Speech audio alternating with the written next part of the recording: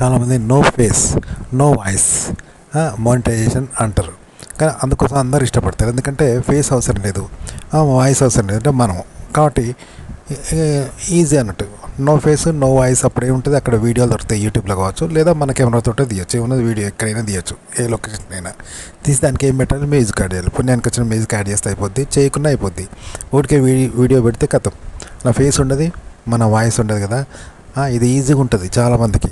ఈ మార్గం వెతుక్కుంటారంట ఇలా మోనిటైజేషన్ కావాలని. కానీ యూట్యూబ్ వాడు మన వాయిస్ లేనిది మోనిటైజేషన్ చేయడు. మన ఫేస్ అని ఉండాలి, మన వాయిస్ ఉండాలి కదా. అప్పుడు ఏం చేయాలి, దీనికోసం మరి ఫ్రీగా వాయిస్ మనదే రావాలి అంటే ఏం చేయాలి, పుణ్యానికి మన వాయిస్ చెప్పాలి. మరి కెమెరా ముందు మాట్లాడడం రాదు, నేను మాట్లాడినా జనం వినరేమో, జనం నచ్చే కంటెంట్ చెప్పాలి, నచ్చేలాగా చెప్పాలి.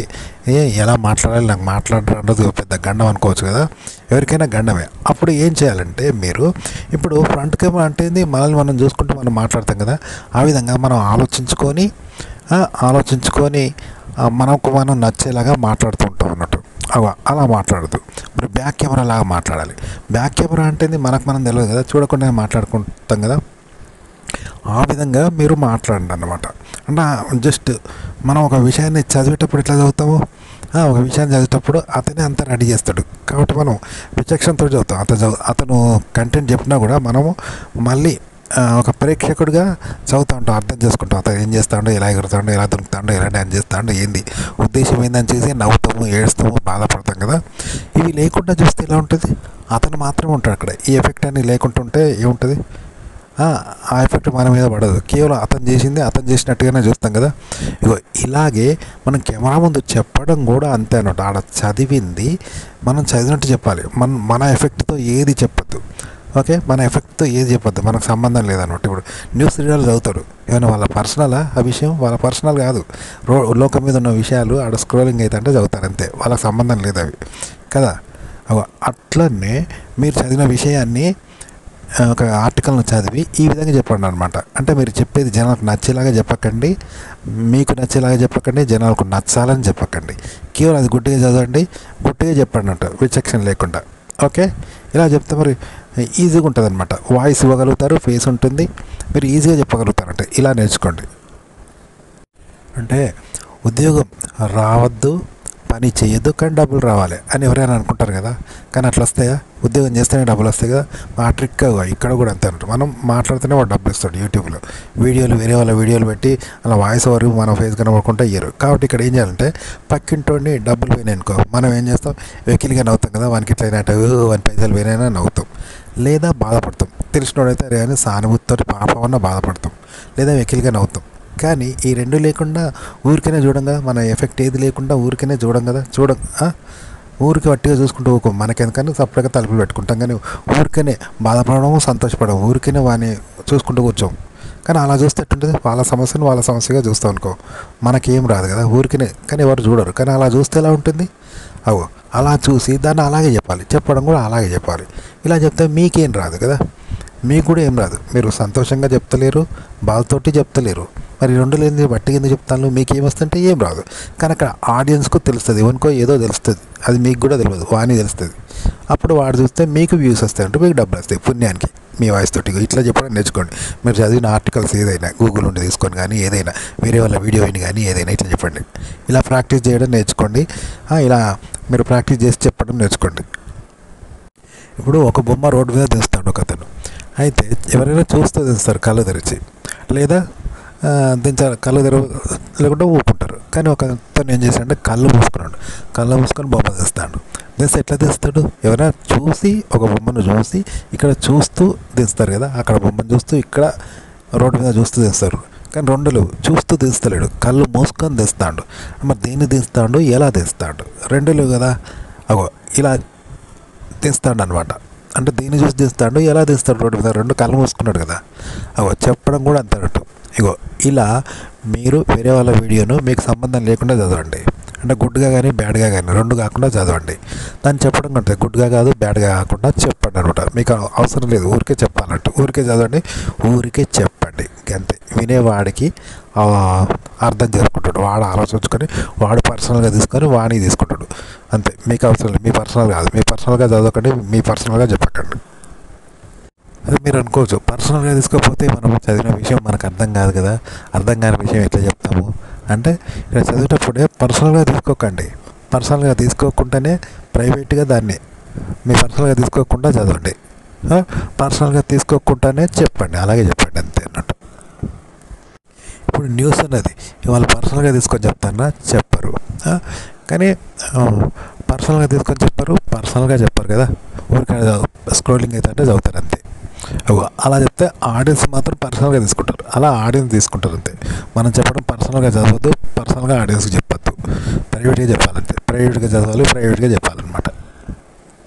ఇప్పుడు ఒక మానవ బాంబు ఉంది, మానవ బాంబు ఏం చేస్తారు, శత్రువుల మీద ప్రయోగిస్తాడు వాడు కదా, శత్రువులను చంపాలనుకుంటాడు, లేకపోతే మిత్రులను చంపడు. ఎందుకంటే మన వాళ్ళను ఉచితార్థంగా మన వాళ్ళని మనం శత్రువులు కాని వాళ్ళని చంపాము, మానవ బాంబుతోటి చంపము, శత్రువుడైన వాడిని మాత్రమే చంపుతారు కదా.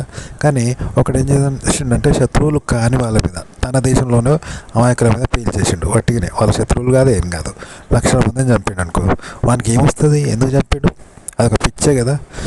ఇప్పుడు ఇక్కడ ఇదే చేయాలంటే కంటెంట్ అనేది మీకు అవసరం లేదు, పర్సనల్గా మీ పర్సనల్గా చదవకండి, ప్రైవేట్గా చదవాలి. ప్రైవేట్ మీకు ఎందుకు అవసరం లేదు కదా, మీకు ఏ అవసరం లేదు, అది ఏ ఎఫెక్ట్ లేకుండా ఎందుకు చదువుతారు అంటే అలాగే చదవాలి. చెప్పడం కూడా అంతే, పర్సనల్గా చెప్పకండి, ప్రైవేట్గానే చెప్పాలి. మీకేం వస్తుందంటే మీకేం రాదు, కానీ వినేవాడికి ఏదో అలా మీనింగ్ తెలుస్తుంది, వాడు నేర్చుకుంటాడు ఆడియన్స్.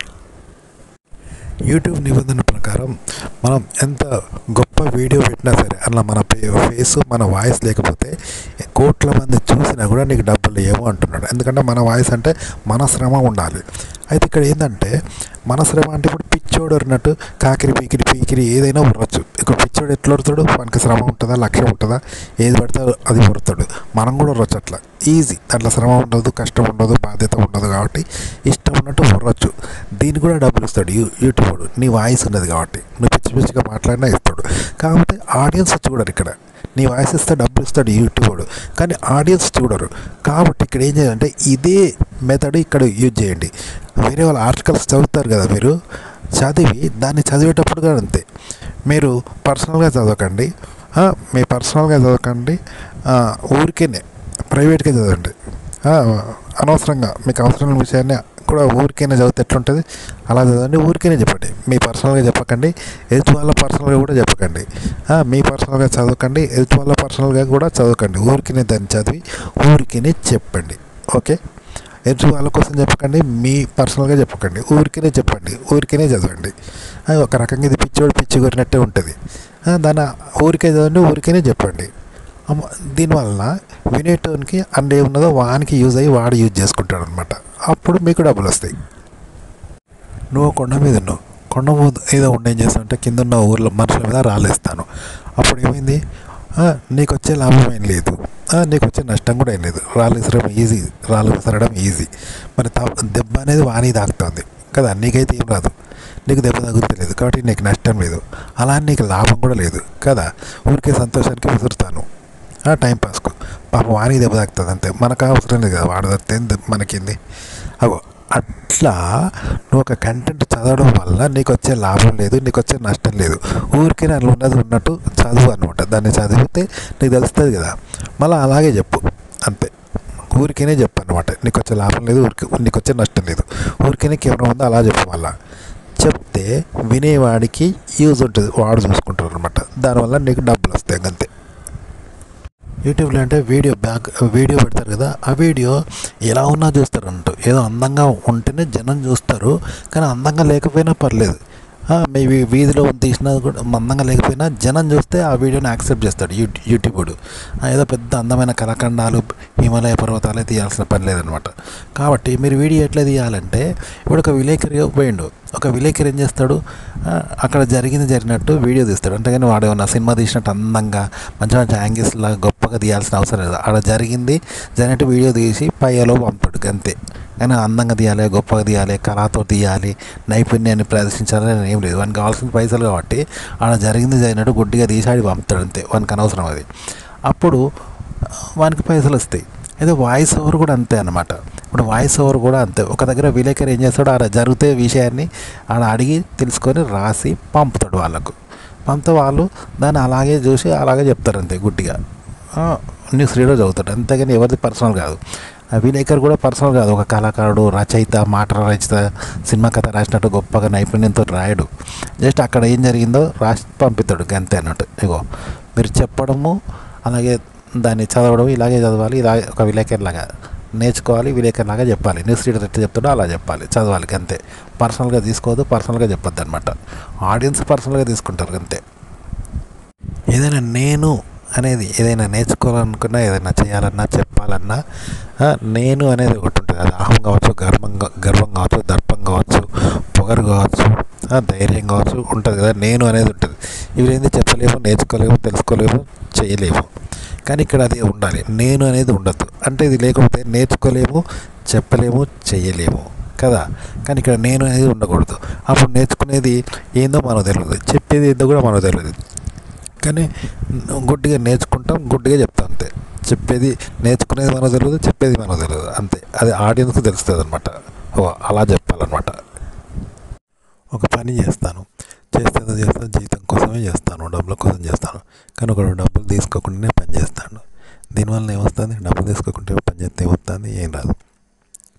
మరి డబ్బులు తీసుకోకుండా చేస్తే వాళ్ళు కూడా, అరే డబ్బులు తీసుకుంది ఎందుకు చేస్తాడు నేనే, మా చుట్టం కాదు, పోనీ మా మంచి కోరి చేస్తాడంటే లేదు, వట్టినే చేస్తాడు. డబ్బులు కూడా తీసుకుంటాడు. పిచ్చోడా అని వాళ్ళు అనుకుంటారు. అది పిచ్చి కూడా కదా. ఇదే మెథడ్ ఇక్కడ చేయాలంటే మీరు వేరే వాళ్ళ ఆర్టికల్స్ ఉంటాయి కదా గూగుల్లో, అవి చదివేటప్పుడు మీరు ఊరికే చదవండి, మీ ఉపయోగం కోసం కాదు. ఓకే, మీ సంతోషం కోసం కాదు, ఎటు వాళ్ళ సంతోషం కోసం కూడా కాదు. ఊరికేనే చదవండి, అన్నీ ఉన్నాయి, ఊరికేనే చదవండి. చెప్పడం ఊరికేనే చెప్పండి అనమాట అంతే. ఇలా చెప్తే సరిపోయింది. ఈజీగా ఉంటుంది ఈ మెథడ్. వినేవాడికి ఏదో వస్తుంది, వానికి పర్సనల్. దీనివల్ల మీరు ఈజీగా చెప్పగలుగుతారు, ఈజీగా నేర్చుకోగలుగుతారు, ఈజీగా చెప్పగలుగుతారు. అంటే గుడ్డిగా చదువుతారు, గుడ్డిగా చెప్తారు అంతే. ఈజీగా ఉంటుంది మెథడ్. మీకు యూట్యూబ్ యాక్సెప్ట్ చేస్తుంది, మోనిటైజేషన్ అవుతుంది. ఇప్పుడు ఒక స్త్రీ ఏం చేస్తుంది? వాళ్ళు కనిపించేలాగానో, నగ్నంగానో, బ్రాహ్మణో ఇదంతా చూపెడితే, అంత బొడ్డు చూపెడుతుందంటే ఏంది? ఎవరినో ఆకర్షించాలని, లేదా ఎవరికో దగ్గర కావాలని, ఎవరో దగ్గర అవుతాడని అట్లా చేస్తారంట. అట్లా చూపెడితే ఈ ప్రయోజనాల కోసం చేస్తుంది. కానీ ఒకటి దగ్గర కావాల్సిన పని లేదు, ఆమె ఒకరికి దగ్గర కాదు, తనకు దగ్గర కావాల్సిన అవసరం లేదు, ఆమె కామం లేదు. అప్పుడు నగ్నంగా ఎందుకు ఉంటుంది? బోర్డు ఎందుకు చూపెడుతుంది? తొడలు కనిపించిన డ్రెస్సులు ఎందుకు వేసుకుంటుంది? వేసుకోదు కదా, అలంకరణకు ప్రాధాన్యత ఇవ్వదు కదా. కానీ ఇక్కడ ఇదే మెథడ్ అనేది ఇక్కడ చేయాలన్నమాట. చదివేటప్పుడు కూడా ఊరికనే చదవాలి, ఊరికనే కెమెరా ఉంది చెప్పాలి.